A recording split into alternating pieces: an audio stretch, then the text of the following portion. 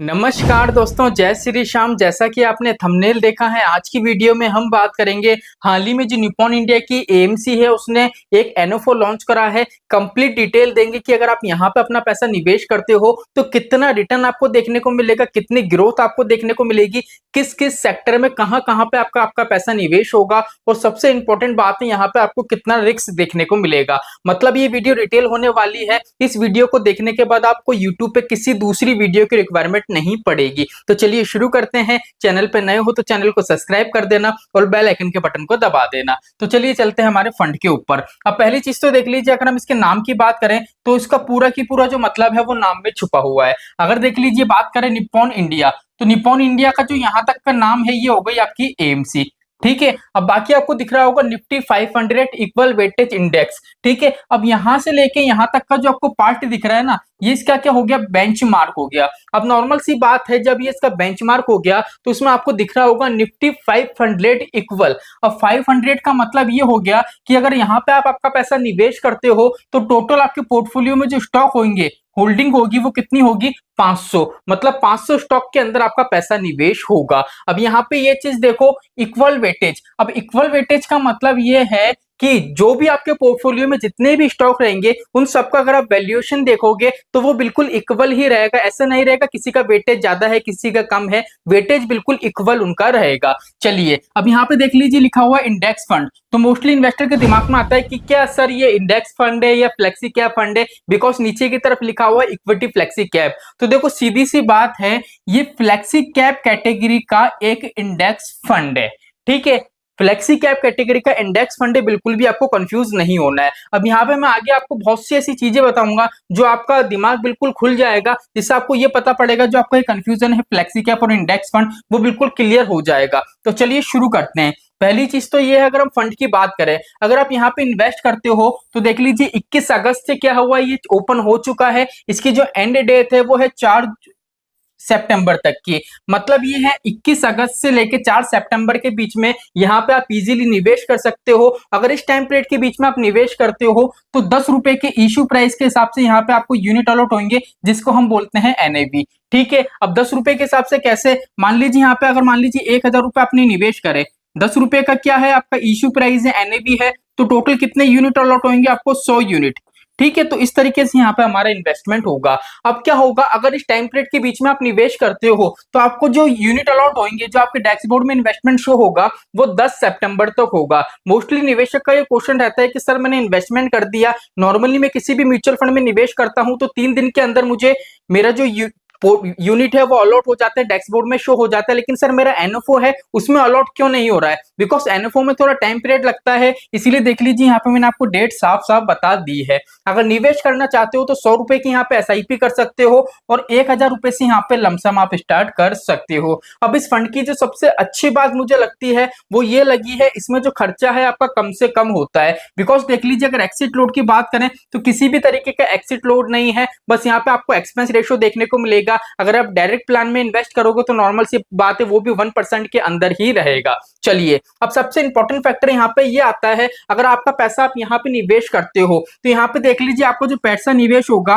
वो पूरा की पूरा इक्विटी में होगा 95%, या तो 95% होगा या 95% से ज्यादा होगा। एंड जितना भी पैसा बचेगा वो किस में हो जाएगा, कैश में होल्ड हो जाएगा। ठीक है, अब जो 95% आपका पैसा निवेश हो रहा है, अब उसमें देख लीजिए लार्ज कैप में कितना 20% हो रहा है, मिड कैप में 30% हो रहा है और स्मॉल कैप में 50% हो रहा है। अब आपने देखा होगा फ्लेक्सी कैप कैटेगरी में क्या होता है, मोस्टली जो सबसे ज्यादा पैसा इन्वेस्ट होता है वो लार्ज कैप कंपनी में होता है, जिससे हमको एक स्टेबिलिटी देखने को मिलती है। लेकिन यहाँ पे ये वाली बात मत भूलो आप, ये फ्लेक्सी कैप कैटेगरी का एक इंडेक्स फंड है, इसलिए यहाँ पे क्या है, देख लीजिए सबसे ज्यादा पैसा आपका निवेश हो रहा है वो स्मॉल कैप कैटेगरी में हो रहा है, इसलिए यहाँ पे क्या है, आपको रिस्क देखने को मिलेगा और फ्यूचर में यहाँ पे काफी आपको ग्रोथ देखने को मिलेगी। क्योंकि इक्वल वेटेज, जब इक्वल वेटेज इस तरीके के एनएफओ मार्केट में आते हैं, अगर आप लॉन्ग टर्म के लिए यहाँ पे निवेश करते हो तो लॉन्ग टर्म में आप काफी अच्छी वेल्थ क्रिएट कर सकते हो। ठीक है, चलिए अब यहाँ पे देख लीजिए सबसे इंपॉर्टेंट फैक्टर कि सर इस फंड में निवेश करें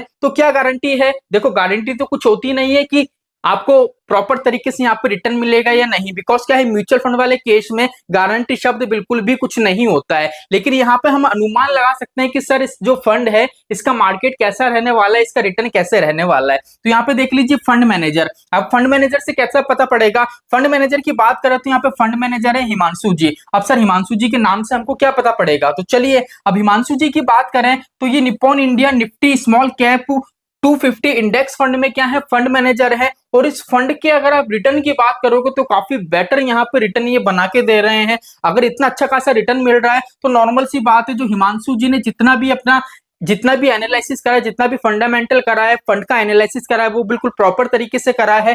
बिकॉज इकलौते एक यही फंड मैनेजर हैं जो स्मॉल कैप कैटेगरी के अंदर हैं। अब यहाँ पे देख लीजिए, अगर इस फंड की रिटर्न की बात करें तो ऑल टाइम का रिटर्न इसका 39% का है, 1 ईयर का 56% का है, और 1 मंथ का रिटर्न यहाँ पे 4.5% का है। तो फंड मैनेजर को लेके किसी प्रकार की दिक्कत परेशानी नहीं है। फंड मैनेजर वेल क्वालिफिकेशन वाला है, तो इजीली आप जो भी पैसा निवेश करोगे वो बिल्कुल प्रॉपर तरीके से, बिल्कुल सिस्टमेटिक तरीके से आपका निवेश करेंगे। चलिए थोड़ा चलते हैं, इसके और फंडामेंटल जानते हैं। अब देख लीजिए इसका बेंचमार्क, वीडियो के स्टार्टिंग में ही मैंने आपको बता दिया था, इसका बेंचमार्क है Nifty 500 equal weightage total return index. अब ये इसका बेंचमार्क हो गया, लेकिन सर बेंचमार्क से हमको क्या पता पड़ेगा, चलिए वो भी आपको बताते हैं कि बेंचमार्क का इसका एक्चुअल में रिटर्न क्या है। आपको निवेश करोगे तो आपको कितना बेनिफिट देखने को मिलेगा। चलिए अब देख लीजिए, पहली चीज तो ये है, मैंने आपको बेंचमार्क के बारे में बताया। अब ये चीज देख लीजिए, सबसे इंपॉर्टेंट पार्ट वीडियो का अब ओपन हो रहा है। ये देख लीजिए, यहाँ पे पीबी आपको दिख रहा होगा। यहाँ पे अगर पीबी की बात करें तो देख लीजिए वो कितना बता रहा है आपको, 4.69%। अगर आप मेरे रेगुलर व्यूवर्स हो तो इसके बारे में आपको पता होगा। अगर आप वापस से नया वीडियो वॉच कर रहे हो तो मैं एक बार वापस से बता देता हूँ। पीबी रेशो मोस्टली ये बताता है जितने भी आपके पोर्टफोलियो में स्टॉक हैं, ठीक है, वो अपनी बुक वैल्यू से कितनी ज्यादा वैल्यू पे ट्रेड कर रहे हैं। चलिए इसको और थोड़ा अच्छे से समझते हैं जिससे कंसेप्ट क्लियर हो सके। बिकॉज ये कंसेप्ट क्लियर होना चाहिए, वीडियो थोड़ा 2 मिनट बढ़ जाए लेकिन कंसेप्ट हमारा अच्छे से क्लियर होना चाहिए।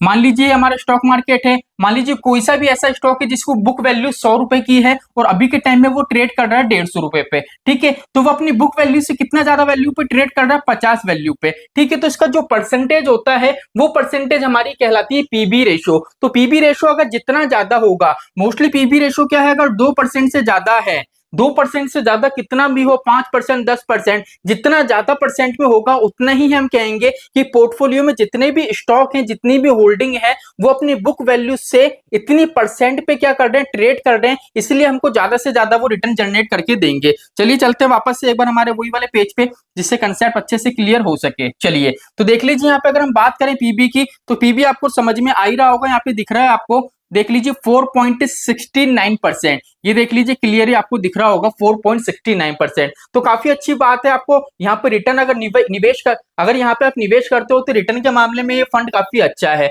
चलिए थोड़ा नीचे की तरफ चलते हैं। अब देख लीजिए यहाँ पे आपको इसके सेक्टर शो हो रहे होंगे। अगर सेक्टर की बात करें तो सेक्टर में किसी प्रकार की कमी पेशी नहीं है। देख लीजिए फाइनेंशियल सेक्टर में 18% का निवेश है, कैपिटल गुड्स में देख लीजिए 11% का है, हेल्थ केयर में है 9% का है, केमिकल्स में देख लीजिए 6% का है, ऑटोमोबाइल्स में 6% का है, फास्ट मूविंग में देख लीजिए 6% का है, इंफॉर्मेशन टेक्नोलॉजी में 5% का है, कंज्यूमर में देख लीजिए 5% का है, कंज्यूमर सर्विसेज में देख लीजिए 4% का है, और सबसे इंपॉर्टेंट पार्ट यहाँ पे देख लीजिए ऑयल एंड गैस भी इसने ले रखा है, सर्विसेज ले रखा है। मतलब ये है इसने सेक्टर को किसी प्रकार में कुछ एक भी सेक्टर छोड़ा नहीं है। भले इसने थोड़ी सी मात्रा में निवेश करा है लेकिन सेक्टर इसने पकड़ के रखे हैं, वो काफी अच्छी बात है। देख लीजिए कंस्ट्रक्शन वाला पार्ट भी यहाँ पे आपको मिल जाएगा 2.71।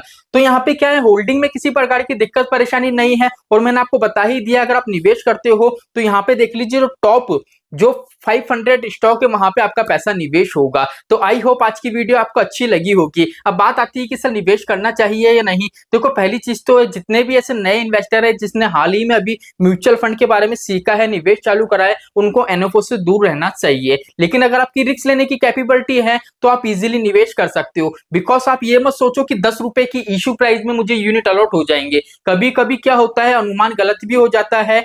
जो 10 रुपए का इश्यू प्राइस है वो क्या होता है, जब यूनिट अलॉट होते हैं 10 की जगह वो 9 का भी हो जाता है। जैसे मोतीलाल ओसवाल के डिफेंस फंड वाला था, जो 10 रुपए का यूनिट था वो 10 रुपए से भी कम में हो गया था। आपके दिमाग आप हमेशा ये मत सोचा करो कि 10 रुपए की वैल्यू पे हमको मिल रहा है तो ये 11 रुपए की हो जाएगी, 12 रुपए की हो जाएगी। ये आईपीओ अलग है, एनओफो अलग है। आईपीओ का अपना एक मार्केट होता है, एनओफो का अपना एक मार्केट होता है। इसलिए क्या है, अगर आपकी रिस्क लेने की कैपेबिलिटी हो तो ही आप एनओफो में निवेश करें, अदरवाइज एनओफो में निवेश ना करें। म्यूचुअल फंड की काफी ऐसी स्कीम है जिसमें इजीली निवेश करके आप अच्छा खासा प्रॉफिट जनरेट कर सकते हैं। तो चलिए आज के लिए इतना ही, मिलते हैं हमारी नेक्स्ट वीडियो में। जय श्री श्याम दोस्तों, जय श्री राधे।